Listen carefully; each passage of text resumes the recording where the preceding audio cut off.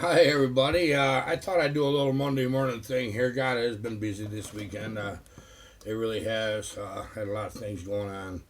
We didn't get the map up. Our goal was we were going to go in here and get some sheathing on the walls. We got a really big map. Daryl sent it to us. I really appreciate it, man. Thanks a lot. It's awesome. It's so clear. So we got some new benches. We've talked about that. We're gonna see what next weekend brings. I'm riding dirt bike next weekend. I don't know Saturday or Sunday, so that's one thing that's gonna get in the way. Okay, we'll bring you up to speed on a couple things. Okay, uh, we have a young feller here, Jonathan Huggins. Yeah, that's his name. I just opened the box, believe it or not. He sent me this young feller. I think I'm not sure. He sent me a saw build. Uh, we're going to do some pretty neat stuff to this. I don't know if we'll put this on video or not. If he wants it, we will. Or if you want it. Maybe you do want it. I don't know. I'll tell you what the deal is. I didn't realize this when I talked to him about this. Look at this. If you can read it. It's an X-Torque. I forgot to ask him which series it was. It doesn't matter. It doesn't matter. These have got awful good cranks in them. They got great bottom ends. But these stratified saws, they're not. If he like this as an X-Torque, he gonna love this when I'm done. We hemmed and hawed just a little bit about which piston to use. I'm glad you went with the big bore. Tell you why. We'd had to have a cylinder anyway. We're putting. I don't know if it's going to have a dome or not, but we're going to change to the old style carburetor and the old style cylinder. If you want me to cover this, if you leave it in the comments, if just a couple of you do, if you want to see how that's done, I'll show you how it's done, okay? It's getting good port work, a little bit of a muffler mod, but I may or may not use this piston right here, okay? I build them with flat tops a lot of times. This is aftermarket. I normally steer clear, but we've had a tusk saw out there for a few months. It's been doing admirably. I just got it back in. It's a 2171 Johnson Red, and it's been kicking butt. If it doesn't pull too hard when we're done, I might put this one in. But I got both style pistons. Okay, these are cast piston. I won't run these saws much more than what the factory RPMs are. I think it's like 12.5, maybe 12.8, 12.9 is all. And I'll tell you why. Number one, they don't need it. They make a bag full of torque. They really did. Maybe I should cover my two favorite builds, actually. Keep the RPMs at a normal limit. If you're going to run a long bar and you're cutting something tough, you probably want to go with the big bore, and I'm going to show you why here in just a second. Yank Doodle, buddy, your piston finally come in. We're on a roll with these 372s this week. This is what you're getting. This is a forged piston, okay? Got a dome. See how that it's got a flat right here, right in this area. Let me get it where you can see it. See that flat? That's to start the blowdown cycle, the exhaust timing. It starts it. It gives it a little quick puff. And at first, these pistons puzzled me how to build around them. And I'll tell you another thing is there's timing built in this intake skirt. Okay, being a forged piston, this is can stand some real RPMs. This is who makes it. You dirt bike guys out there know exactly what that is, don't you? These will run. I mean, they'll run a long time. They're brutally tough. The cast pistons are not as strong. They can't take the RPMs. These take it.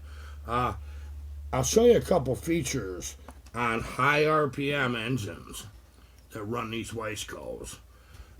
See them little holes right there that's drilled in this area?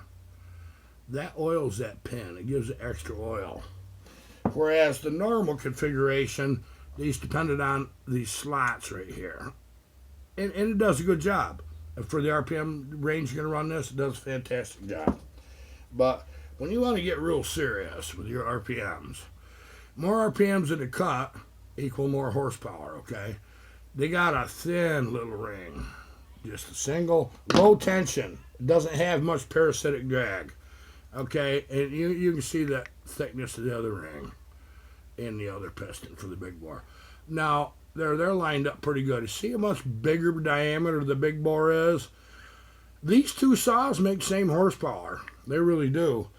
Some people think that the 50 millimeter, that's what this is. This is 52 millimeter. 2 millimeters, as far as I'm concerned, a lot to go on a saw. That's like, what, 40 thousandths, let's just call it. But they, some people that's run these think I'm getting more out of these with the same port job with this piston. These pistons are pricey. I'm going to try to cut a deal with Dominant. I'm not pushing them too much right now. If they'll play ball and they'll work with me, I'll plug their product because I truly do believe in it.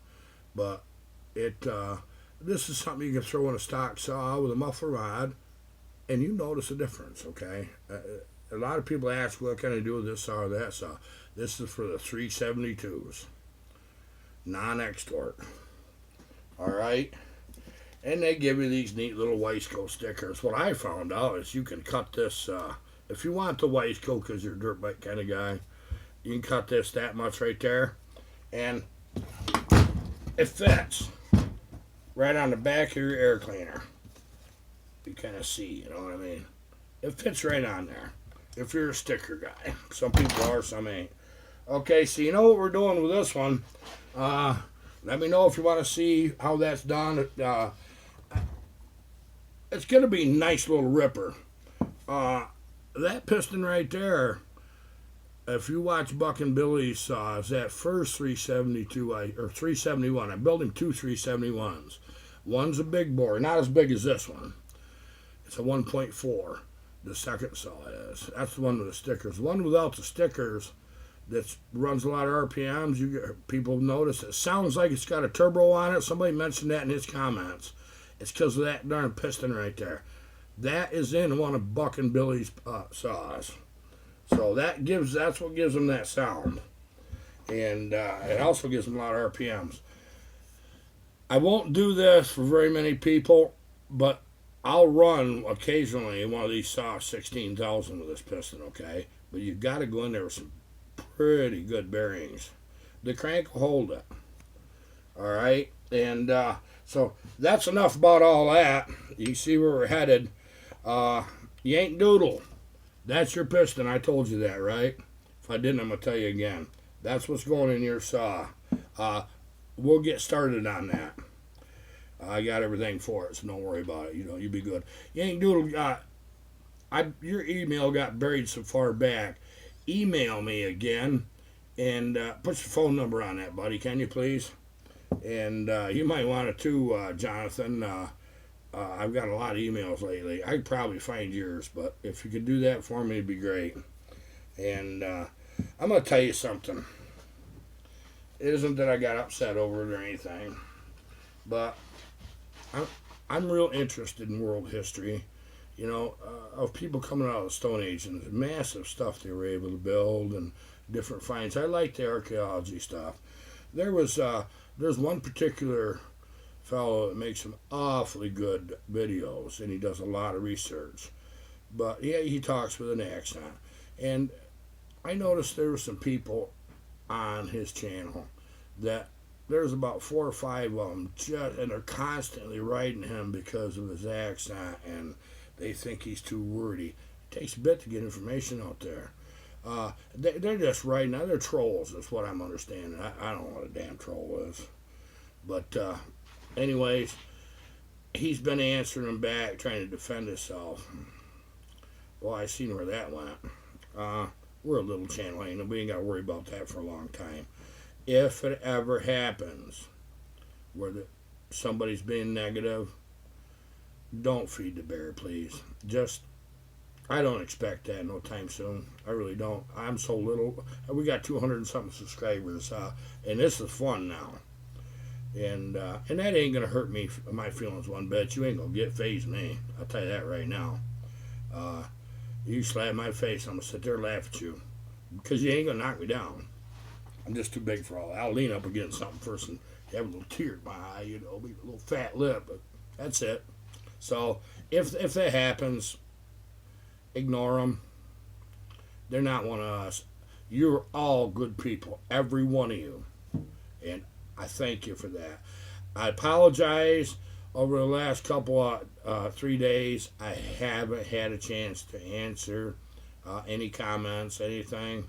And I've tried to get just the chainsaw questions that people email.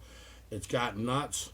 Not here, but I did in my personal life. Plus here, it's kind of got a little overwhelming. But we're back to it now, good again. So I'll get as many of them answers as I can. I read everyone, and you people give me comments right from the heart. When I'm reading it, I accept it right from the heart. I want you to know that. Okay? I haven't told a little story in a while, so I'm going to tell you, I'm going to try to make it short. I'm going to tell you a true story. And every story I tell you true, whether it's a lie or not, all right? I just want you to know that. This is something that really happened. I'm not going to embellish it. I'll just tell you what it is. Back 32 years ago, I was working for a man named Harry. There's a few of us called him King Harry, but not many people ought to do that. But he's a big guy, and I'm going to tell you, he was strong man. He was just as nice as he was strong, and he still is. He's nobody to mess with. Not that he would phase him either, because you're not gonna. But we worked together off and on, and I was on a job, and I was running a 56 steel, not the Magnum, but the original 56 that didn't have a chain brake, and I was bucking muddy logs with that old saw. And at the same time my foot slipped, I hit a little twig with the tip of my bar. It was just a little shoot off one of the oak logs, and I was on that pile, and I slipped and I fell at the same time that saw flipped upside down. I didn't have time to say sick 'em. And I'm gonna show you something right here. I don't know if you can see this or not, but yeah, you ain't gonna see it too good. It's healed up pretty good. Get a little shadow on it. But anyway, it bounced off my shoulder and went through my chest right in here. You know, that's what it did. And so I was bleeding a lot. And my hand was down on the side of my knee, so I knew something was wrong. But you know, it didn't hurt. Never felt it. Just less than a honeybee sting. Got to my truck. Of course, one time in a million years with a standard shift transmission, that truck wouldn't start. I don't know why. I had to walk a mile out of the woods. I wrapped up my shirt and I screwed it in that big hole. I mean, I had blood just spewing. I won't get in any further than that. There's other things, but you can get the idea. And I was having trouble breathing, and I had a little blood coming out my nose and mouth. You know why. So I got this shirt screwed in there, and I got walking about halfway through. I started getting tired and sleepy, and I just wanted to sit down and rest. My combat medic training kicked in. I said, oh, heck no, we ain't doing this. Well, there's a cold spring. We got the coldest spring water you ever seen. It'll crack your teeth in the summer. It comes out of the side of the mountain. And I rinsed that t-shirt in that cold water, screwed that right back in there, and I'm holding that. I end up getting to the hospital. And old Doc, he's an army doctor. He's gone now, the one that fixed me up. And then he got me put back together. I mean, and did a good job. Well, at the same time, just the day before that, King Harry hit his right hand, right in here with the chainsaw. And he cut it pretty good, but he didn't go to the hospital or done. They probably should have had stitches. So he wraps the darn thing up with bandage best he could, and one thing and another. Well, he comes and picks me up to the hospital, and there's that hand, and you know, logging, you're dirty all the time. It's just the way that you're sweating and everything's sticking to you. And it was hot. And so he comes, picks me up. Well, he's driving a 1-ton Ford pickup. Now, that truck was pink, but if you ask Harry, that was light red. And I said, Harry, why you paint that truck that color, man? It's awful. He said, I want everybody to know where I'm at and who I am. If they want to stop and do business, he says, there ain't no way they're going to mistake me. I said, well, okay, but it's kind of embarrassing. He said, no, it's light red. Just remember that. Well, he only had, at that time, a left front wheel brake on this. And so we're coming down a highway, and we just got onto the 4 lane. It was just a 5 mile little short one between two towns. I don't know why they ever did that when a 1 lane or 2 lane road would have done it, but hey, you got to spend the state's money, you know. So, anyways, we're going down the road, and at the time I dipped a little snuff. Of course, I got tubes sticking out of my chest, and they're draining, and I bandage is leaking. You know, I mean, it's you know how it is. So I'm brought the window rolled down. I'm all of a sudden he slams on the brakes, and that left front wheel goes, and he whips it over the reverse. I said, Harry, what the hell are you doing? He says, a hitchhiker. Okay. All right. Well, I let the man get in, and seeing how I was spitting out the window, I let him in the middle. Now, this man looked like he come out of the late 60s. This was in the 80s, okay? He had long blonde hair, horn-rimmed glasses, and a tie-dye shirt, bell-bottom pants, and, like, shower shoes, you know, flip-flops, but them real cheap ones. And he's sitting there, and his feet's on a pile of choker chains and a chainsaw, and, you know, and there's everything to do with chainsaws on the dash of the truck and falling off. You know how it is, all you loggers know. And he ain't saying nothing. Well, Harry is a big guy. He's got his hands on a wheel like this, and he's driving. And all of a sudden, in this little mousy voice, this hippie ass, he looked at Harry, and he looked at me, and he says, well, what happened to you guys? Harry says, he stabbed me with a knife. So I shot him. And he never looked one way or the other. Well, that poor feller, he lost control of his bladder right then. He started shaking. We're going down the road another couple miles. He said, oh, man. He says, you guys can let me off right over here. Oh, no, you don't live in that church. No, I'll take you where you're going to go. You said can't steal. We're going to take you right down. Right? And that's what we're going to do. No, just let me off right here. Right over there. No, you don't live at the veterinary office. And he said, no, you don't live at the grocery store. I'll take you right where you want to go. This guy is in bad shape by this time, you know. I bet he never hitchhiked again. And there wasn't nothing wrong. He just didn't know it. And so we get down to the one red light in our little sleepy town. And he says, Harry says, we will go ahead and let him out. Is this close? Oh, he says, it's plenty close. So I open the door and I crawl out of the truck and let the man out. And he walks so slow to the curb on the corner. And just about, he never looked back ever. Just about the time that I was wondering, well, gee, that's kind of weird. He beat feet. He left both them flip-flops right there on that dang yellow line right by the shoulder there. Man, he was running. I heard his feet just slapping on that hot concrete on that sidewalk, and he let a scream out like a woman. And you know, when you're in one of them little 4,000 or 5,000, 6,000 population towns, everybody knows each other. You know that. At least know who each other is. We never seen that man again. Never. And we always kind of wondered what happened to him. But that's a true story, every lick of it. And there's some things I did leave out because it's just best to. But I healed up, and I lived, and everything went good, and so didn't Harry, and we went on our gleeful way, and we was doing logging back then. Okay, till next time, people, I thank you so much.